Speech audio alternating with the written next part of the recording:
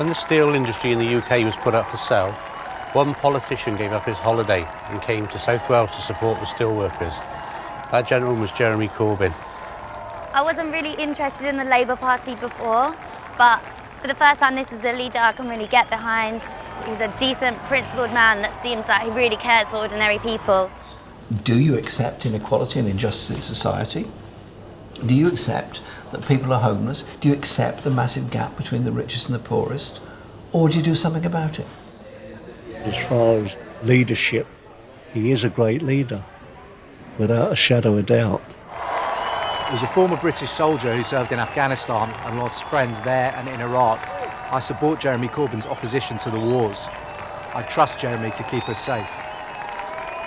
At the end of the day, the economy's got to work for everybody, which is why we formed the basic idea, and it's a big one, of having the state, a national investment bank, which will ensure there is a fairness of investment across the country, because there are former mining communities in the Midlands, in the North East, in the North West, and in Scotland and Wales that have seen very little investment since the end of the coal industry in the 1980s, have seen endemic levels of underemployment, low wages, 0 hours contracts, and skill levels that have not been met.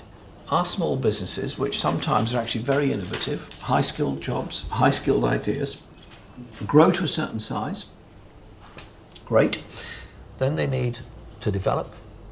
And what comes along? A hedge fund, buy them up, sell the ideas to somebody else and close down the local enterprise.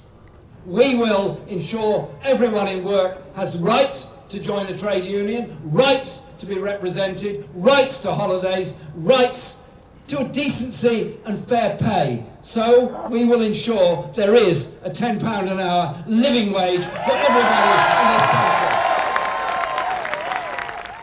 If we don't invest in training nurses for the future, so the loss of the nurse bursary means that there's fewer nurses applying to go into nursing in the future.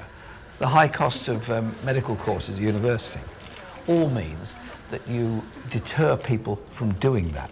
Bring our NHS back to us. Publicly run, publicly financed, publicly employed National Health Service, not an internal free market.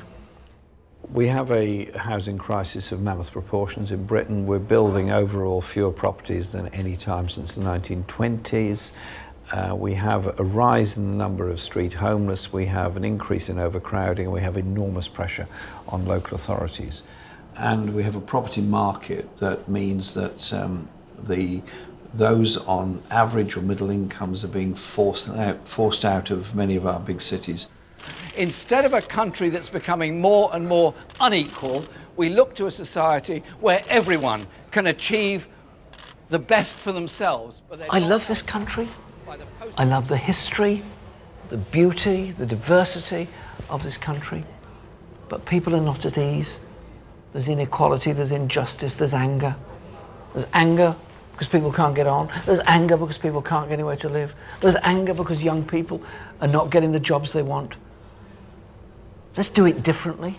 Let's do it differently where we work from the principle that the role of government is to give everybody a decent chance, to have public services that are there for us, to have an economy that works for all. Not easy, any of this, but surely that's better, much better than food banks, people sleeping on the streets, schools collecting money from the parents in order to pay the teachers. Surely the effort of a government that works for all and encourages society to work together has got to be better than a government that works for the few and allows health to go down, allows income inequality to grow. I think our tradition is of people coming together.